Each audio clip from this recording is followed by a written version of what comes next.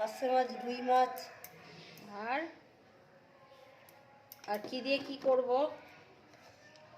ফুলকপি, আলু, মাছের ঝোল। আর হচ্ছে গিয়ে বিট আলু ভাজা। হ্যাঁ, আর পার্শে মাছ আর পোস্ত করো।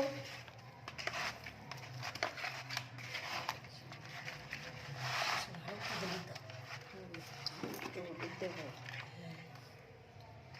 আর একটু দেবো না? ঠিক আছে। ঠিক আছে। এবার আলাদা আলাদা করে সব তুলে রাখো। এবারে 3টে পিস রেখে দাও, দিয়ে আর সব আলাদা আলাদা করে তোলো। বড় মাছগুলো তো। এটা দেশি রুই দিদি? হ্যাঁ, দেশি রুই তো। এটা হবে তো সবগুলো?